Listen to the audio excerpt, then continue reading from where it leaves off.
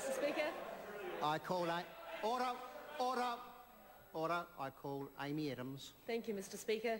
Mr. Speaker, the first day of the parliamentary year, when we have the Prime Minister make his statement to Parliament, effectively a State of the Nation speech, it is one of the key pieces, one of the key set pieces in the parliamentary year, and it's a day that I think certainly those of us with a political interest look forward to, because it does set a tone for where we've been, where we're going. And Mr. Speaker, I can say that sitting here today, listening to our Prime Minister John Key deliver his statement to Parliament, reading through these 23 pages of economic plans and indications of where we're going, I was extremely proud, sir, to be a member of this government and to be a member of John Key's team. This government was elected to Parliament on a platform of being ambitious for New Zealand. And this today shows for anyone who is still in any doubt that we are, sir. We are ambitious for New Zealand. Those are not simply campaign slogans. This is what we've come here to do. This is what myself and so many of my colleagues have walked away from our own private lives, our own successful career lives, because this is the sort of change that we want to bring to New Zealand, change that will lift life for many, many New Zealanders in this fine country.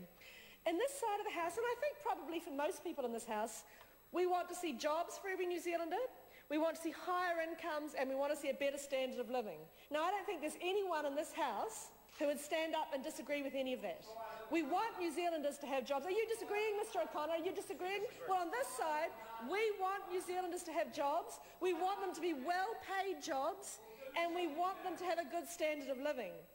If we have those things, Mr. Speaker, that means that our young people will grow up here in New Zealand with their families. They won't feel the need to live overseas. I won't have the sad stories that I have so often in my electorate of people telling you all their children live overseas, they never see their grandkids because the only way they could get ahead was to go away. And that's sad, and that's what we want to change.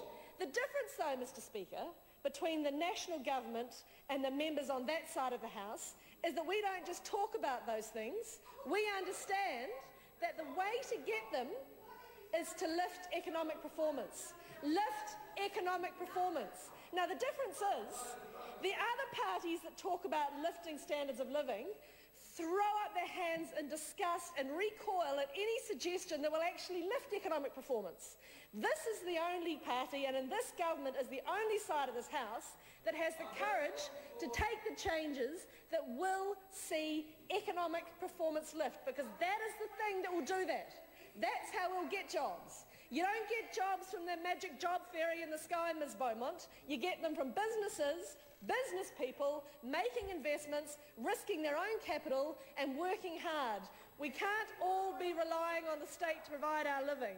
We know that's what has to happen, and that's why this government and this statement is about getting business done.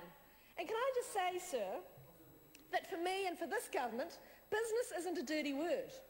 We're not embarrassed by people who say, I make a profit. We don't think that's a bad thing. Since when did it become somehow shameful to want to go out and make a profit? Why do we have to discourage those people and somehow shame them, pull them down tall poppy style? But that's what we've had for 9 years. From 1999 to 2008, we had a government that took offence at anyone who tried to make a profit, who dared stand up, be successful, be entrepreneurial. They wanted to do everything they could to pull a rug out from under those people and somehow insinuate that they were bad for this country. Well, they're not. Businesses, doing business in this country is what will make our difference. That's what we're here to support. Mr. Speaker, the plan we are debating, the plan we have in front of us from our Prime Minister, is a detailed plan to help New Zealand lift its economic game.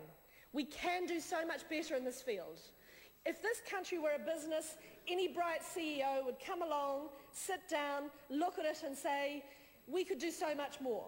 And that's what's true of this country. It is a fabulous country with so many assets, skilled people and resources at its disposal, but we don't do enough with them. We sit here and watch our economy and our standards of living and our incomes fall further and further behind, and we haven't done anything. We haven't done enough. That's why this government came in with a plan to make it different. And what we see in this statement, Mr. Speaker, is a number of things that are geared towards making that happen. And it's the same 6 points that we've been talking about for some time now. It's about having a world-class tax system, one that does incentivise people to get ahead, to work hard, to grow their businesses and to create jobs and wealth. It's about using science and innovation well to develop that and to encourage it. It's about opening up our export markets, because we are an export country. We will do well when our export sector does well. And the work that Minister Grosser and others in this government have done to open up trade and export markets has been remarkable, sir, and the signs of that continuing this year and beyond are very, very encouraging. It's about increasing our workforce and our workforce skills through better educational standards, better workforce training, and encouraging those who are in the benefit system to get back into jobs where they can be productive. And, sir, it's about reducing red tape, because if there is one thing that any business will tell you, it's that red tape is the death of so many businesses. It is the one thing that they find so demoralising and so discouraging. And so here we have a government that is going to look at those roadblocks and get them out of the way. Mr. Speaker, we're not going to address New Zealand's problems by simply spending more and more and ignoring the realities. You can't fix the problems by just keep writing out cheques and hoping that people will go away and stop bothering you. That's what Labour tried for 9 years. And in fact, that's what they sit across that side of the House and tell us day in and day out, just keep spending money, just keep spending money. Never mind the debt, never mind that the country's economy is getting poorer, just keep spending. Well, sir, we're not prepared to do that. We know that as a country, we have been spending far more than we earn for such a long time now, and that has to stop.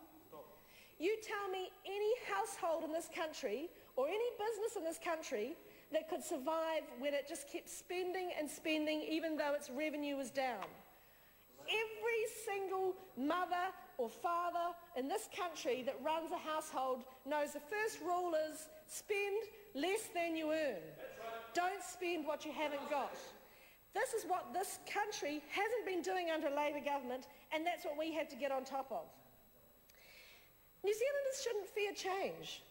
The Labour Party clearly does, but New Zealanders don't need to fear change. In fact, we should embrace it. It's often said that the definition of delusion is doing the same old thing and expecting different results. And sir, that's a big part of what this speech today from the Prime Minister was about. We want different results, we want better outcomes, and you have to do things differently if you want to get different results. If we're going to continue with the educational system we have, we will continue to see 20% of our children coming out of school not being able to read or write to an appropriate level. And sir, that's simply not good enough. Sir, the tax changes that the Prime Minister outlined today are about doing exactly that. They're about incentivising work, incentivising endeavour, and not consumption. Reducing personal taxes and business taxes are a message to all New Zealand, and they're one of the strongest levers we have to affect the economy, that this is a government that encourages enterprise, encourages and rewards hard work. And so what it will do is give New Zealanders choice, because that extra income that they'll take home in their pay packet every week, they will then have the choice to put into their savings, reduce their debt, and therefore pay no tax on that money. Or if they want to go out and consume, then the GST is there for that. So it does decentivise consumption, and it incentivises savings and investments. So the last point I really wanted to touch on in this contribution is about my own local economy in the electorate of Selwyn and the changes that this statement, or the impact of some of the changes in the statement will have. Sir, in my electorate of Selwyn, we have two big industries, agriculture and tourism. And both of those sectors, sir, have a lot to be thankful for in here. One of the things I want to touch on specifically, and I haven't heard it mentioned so far in today's debate, are the Prime Minister's very strong message of support in there for better use of our water resources in Canterbury, for water storage and irrigation use in Canterbury. And sir, that alone is the single biggest thing you can do in my region to increase economic activity. We know that through better use of our water, encouraging our farmers to increase their production, we can lift the economic activity in our patch so significantly that it will be the single biggest impact in our local economy. That, sir, is exactly the sort of change we're talking about. That is how we're going to make the step change.